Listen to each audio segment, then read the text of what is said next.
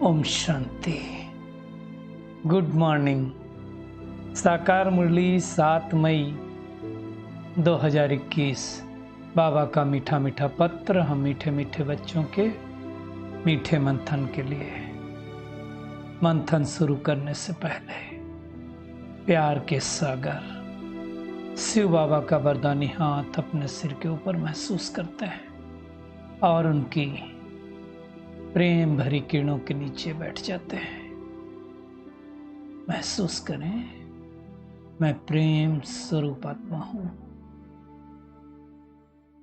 प्रेम के सागर की संतान हूं। मुझसे चारों ओर प्रेम के प्रकंपन फैल रहे हैं। आज बाबा ने कहा, मीठे बच्चे, रावण ने तुम्हें बहुत पीड़ित किया है। कब से पीड़ित कर रहा है? द्वापर युग से पीड़ित कर रहा है। अभी तुम भक्तों का रक्षक, हम सब भक्त थे ना बाबा के, तो रक्षक कौन है? भगवान परमात्मा निराकार शिव आया है तुम्हारी पीड़ा दूर करने। हम सबकी पीड़ा दूर करने के लिए बाबा आया हुआ है।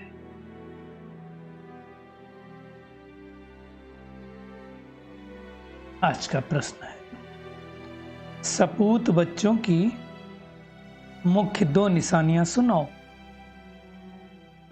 बाबा कहते, पहली बात, जो सपूत बच्चे होंगे वो सदा मात पिता को फॉलो कर तख्त नसीन बनेंगे। मात पिता किन कौन है? शिव बाबा, ब्रह्मा बाबा। ब्रह्मा बाबा के द्वारा हम बच्चों को अडॉप्ट किए ना, तो ब्रह्मा माँ हो गई, शिव बाबा पिता हो गए।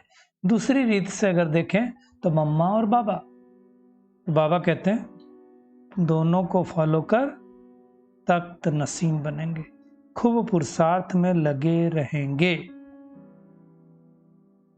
बाबा कहते हैं उनकी बाप से दिल बहुत सच्ची होगी। बाबा के सामने सच्चे होंगे वो।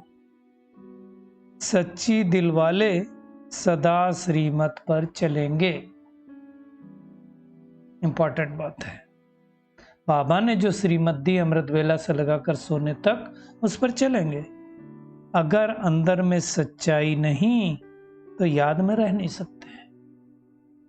जिस आत्मा के अंदर जितने ज्यादा विकार होते हैं, जितनी ज्यादा गंदगी होती है आत्मा में, उतनी ज्यादा याद कम ठहरती। जैसे जंग लगी हो सुई के ऊपर तो चुंबक आकर्षित नहीं करता है, ऐसे आत्मा में अगर विकारों की जंग लगी है ना, तो परमात्मा रूपी चुंबक अट्रैक्ट नहीं करता है। तो उसको हटाना है। आज का गीत है, भोलेनाथ से निराला, गौरीनाथ से निराला कोई और नहीं, मेरी बिगड़ी बनाने वाला कोई और नहीं। कौन बनाएगा बिगड़ी परमात्मा को छोड़ के? कोई नहीं बना सकता है। बाबा कहते हैं मीठे मीठे बच्चों ने भक्ति मार्ग का गीत सुना। भक्त इस गीत के अर्थ को नहीं जानते हैं। दुनिया में थोड़ी मालूम है कि बिगड़ी बनाने वाला कौन है, भोलानाथ कौन है। भोला है वो, परंतु एक्चुअल कौन है उसको नहीं जानते हैं। बाबा कहते हैं तुम भगवान के बच्चे बने हो। भगवान रक्षक है भक्तों का, तुम भी रक्षक हो भक्तों के।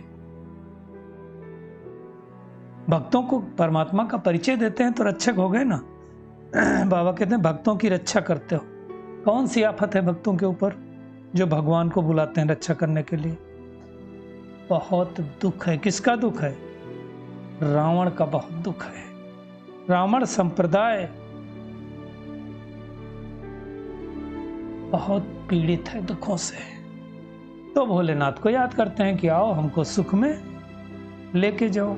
बाबा कहते हैं वो रावण संप्रदाय और यह राम संप्रदाय, जो बाबा के बच्चे बन गए, बाबा को जान लिया, वो सब राम संप्रदाय हो गए, है ना।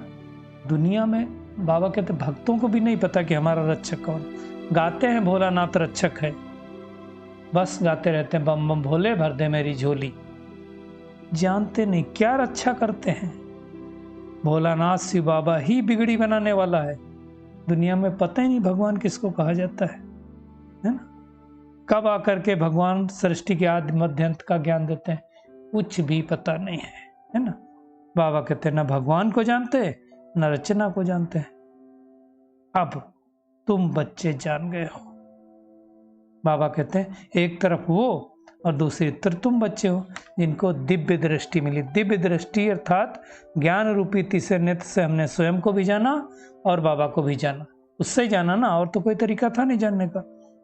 बाबा कहते हैं तुम्हारा नाम है ब्रह्मा कुमार कुमारी, अर्थात ब्रह्मा बाबा द्वारा शिव बाबा ने एडॉप्ट किया है, गोद लिया है। बाबा कहते हैं जैसे किसी के बच्चा नहीं होता तो गोद लेते ना, तो बच्चा वर्षे का अधिकारी बन जाता है, ऐसे हम बच्चे भी वर्षे के अधिकारी बन गए हैं। कितनी नशे की बात है, कितनी खुशी की बात है कि भगवान ने हमें अडॉप्ट किया है। बाबा कहते हैं ये देश बहुत पवित्र देश था, लेकिन अब अपवित्र बन गया। ये अपवित्र बन गया तो इसको नर्क मगध देश कहा जाता है। पवित्र था तो सतयुग कहा जाता था। ये सब बातें बाबा बैठ करके समझाते हैं। बाबा ही राजयोग सिखा करके हमको पुनः पवित्र बनाते हैं, और कोई बना नहीं सकता ना सृष्टि पर, दुनिया में। हालांकि कोई समझता थोड़ी अपने को पतित, है ना। बाबा कहते तुम सभी पतित हो। पावन दुनिया सतयुग को, पतित दुनिया कलयुग को कहा जाए। मतलब कलयुग जब होता है तब सब पतित, बाबा ही आकर के हमको पतित से पावन बनाता। दुनिया के मनुष्य तो घोर अंधियारे में। कहते हैं कलयुग तभी छोटा बच्चा है, और बाबा क्या कहते हैं, थोड़ा बच्चा है। This is the difference. बाबा कहते हैं तुम जानते हो मौत सामने खड़ा है, कब हम तन छोड़ करके जाएंगे कुछ पता नहीं है, इसलिए समय बहुत कम है, मेहनत ज्यादा करनी है। बाबा कहते हैं अंधियारे और रोशनी का वर्णन संगम पर ही किया जाता है, बाकी तो पता ही नहीं चलता है। अब बाबा कहते हैं तुम घोर प्रकाश में चेक करें, मैं आत्मा घोर प्रकाश में हूं, अभी तो अंधेरे में नहीं हूं। अब मेरा पूरा निश्चय है परमात्मा के ऊपर कि नहीं। बाबा कहते हैं तुम ब्राह्मण वंशी बने हो, पहले शूद्र वंशी थे।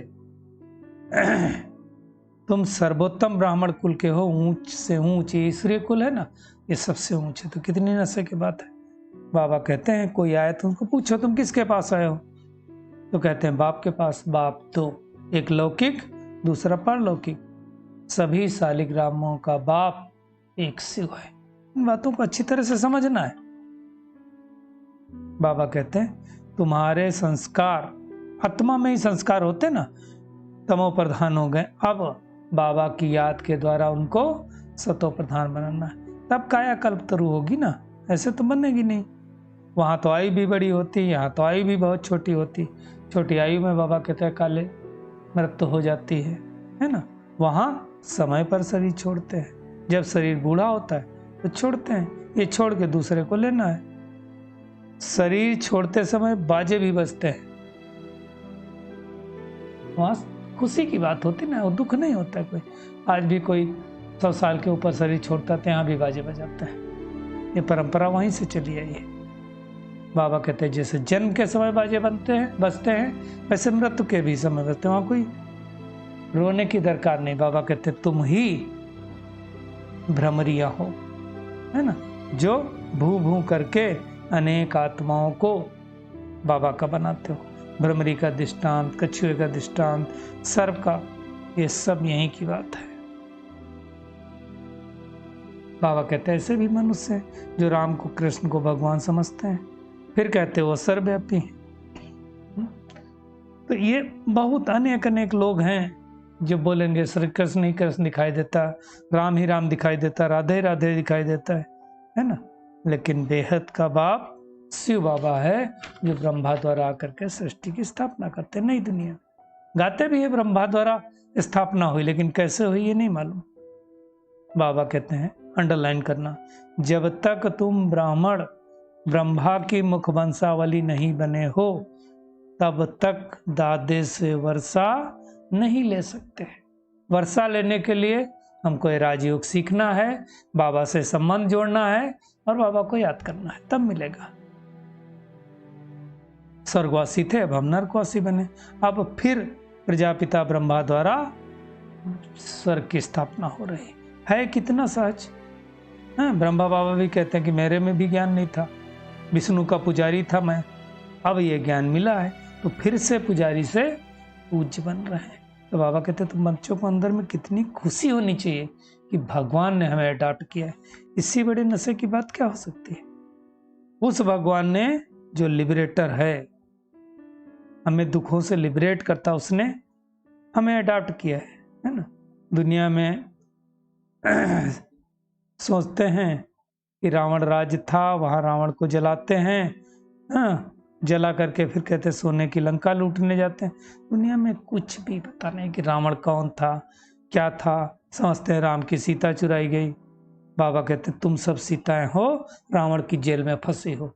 अब परमात्मा शिव राम बनकर आया है इस सृष्टि पर, हम आत्मा रूपी रावण को, सीता को जेल से छुड़ाने के लिए है ना। ये सब समझने की बात है। दूर देश का रहने वाला आया देश पर आए। कौन? शिव बाबा दूर देश का रहने वाला पराये देश में आया, पराये तन में आया, हमको पतित से पावन बनाने के लिए, भ्रष्टाचारी से श्रेष्ठाचारी बनने के लिए, है ना। बाबा कहते मुझे उस तन में आना पड़ता है जो नंबर 1 पावन था, फिर नंबर 1 पतित बना। कौन? श्री कृष्ण की आत्मा, है ना। इसीलिए उनको क्या बोलते हैं, श्री कृष्ण को श्याम सुंदर। श्याम कब है? कलयुग अंत में। सुंदर कब है? सतयुग में। ये सब समझने की बात है। वो तो फिर कहते हैं कृष्ण को सांप ने डस लिया, अभी एक को सांप डसेगा क्या। वैसे भी बाबा कहते हैं सतयुग में कोई सर्प नहीं होता है ना। बाबा बार बार हिदायत देते हैं, ये अंतिम जन्म मेरे कारण पवित्र बनो तो पवित्र दुनिया के मालिक बनेंगे। ये समझने की बात है। यह है सहज राजयोग। बाबा के बने वर्षे के अधिकारी। अब हमको तमो प्रधान से सतो प्रधान बनना है। और बनेंगे कैसे? याद से, और कोई तरीका नहीं। ये राजा बनने का योग है, प्रजा योग नहीं है। लेकिन राजा रानी प्रजा तो सब बनेंगे। जो जितना पुरुषार्थ करेगा उस अनुसार उसको नंबरवार पुरुषार्थ अनुसार पद मिलेगा। बाबा कहते तुम तो जानते हो कि हम राजयोग सीखने आए, तो माता पिता को फॉलो कर, ब्रह्मा बाबा को, मम्मा को फॉलो कर। पहले सूर्यवंशी फिर चंद्रवंशी बनना है। सपूत बच्चे वो जो माता पिता को फॉलो कर दिल तक नसीन बने हैं। पुरुषार्थ खूब करना चाहिए। बाबा कहते हैं मुझे याद करो। अगर नहीं करते हैं तो श्रीमत पर नहीं चलते हैं, श्रीमत पर नहीं चलते हैं तो बादशाही नहीं मिलती। सच्ची दिल वाले श्रीमत पर चलते रहेंगे, बाप को याद करते रहेंगे। ब्रह्मा बाबा को नहीं याद करना, उनसे स्वर्ग का वर्षा नहीं मिलना। स्वर्ग का वर्षा शिव बाबा से मिलता है। जो ब्राह्मण बनेंगे वही देवी देवता बनेंगे। जगदम्बा कौन थी? बाबा कहते हैं दुनिया वाली थोड़ी जानते। बाबा समझाते वो भी ब्राह्मणी थी, ज्ञान ज्ञानेश्वरी थी, फिर राज राजेश्वरी बनती है। तो आज सारा दिन क्या करना है? एक तो सपूत बच्चा बन करके माता पिता को फॉलो करना है, अर्थात मम्मा बाबा को फॉलो करके दिल तक नसीन बनना है। आत्मा में जो तमो प्रधानता के संस्कार हैं उनको याद के बल से चेंज करना है, सतो प्रधान बनना है। ज्ञान रत्नों का दान करते रहना है। आज का बाबा का वरदान है सहयोग की शक्ति से असहयोगियों को सहयोगी बनाने वाले बाप समान परोपकारी हो। बाबा कहते सहयोगियों के साथ सहयोगी बनना ये कोई महावीरता नहीं है। जो आपका सहयोग करता है उसका तो कर ही दोगे, लेकिन जैसे बाप अपकारियों पर उपकार करते हैं, हम भी तो अपकार ही करते थे ना बाबा को सर्वव्यापी समझ के, ऐसे आप बच्चे भी बाप समान बनो। कोई कितना भी असहयोगी बने, आप अपने सहयोग की शक्ति से असहयोगी को सहयोगी बना दो। ऐसे नहीं सोचो कि इस कारण से ये आगे नहीं बढ़ता है। नहीं, कमजोर को कमजोर समझकर छोड़ नहीं दो, लेकिन उसे बल देकर बलवान बनो। बाबा कहते हैं इस बात पर अटेंशन दो तो सर्विस के प्लान्स रूपी जेवरों पर हीरे चमक जाएंगे, अर्थात सहज प्रत्यक्षता हो जाएगी। तो हमको क्या करना है? सबको सहयोग देना है। स्लोगन है क्रोध का कारण क्या है? स्वार्थ व ईर्ष्या यही चिड़चिड़ेपन की जड़ है, पहले इसे समाप्त करो। अगर कहीं हमको क्रोध आता तो सोच लो कोई ना कोई या तो स्वार्थ होगा या ईर्ष्या होगी, तभी आएगा। चलिए परमात्मा किरणों के नीचे बैठ जाते हैं और महसूस करें मैं बहुत शक्तिशाली आत्मा हूं। परमात्मा ने मुझे अडॉप्ट किया है सत्युग का वर्षा देने के लिए, इसलिए मुझे सच्चे दिल से उनको याद करना है। सपूत बच्चा बन करके श्रीमत पर चल करके सबूत देना है। आत्मा को तमो प्रधान से सतो प्रधान बनाना है। अपनी सहयोग की शक्ति से अनेक आत्माओं में बल भरना है। अपकारियों पर भी उपकार करना है और अब स्वार्थ और ईर्ष्या के संस्कार को जड़ से समाप्त कर देना है। शुक्रिया मीठे बाप दादा, शुक्रिया आप सभी का इस मीठे मंथन के लिए। ओम शांति।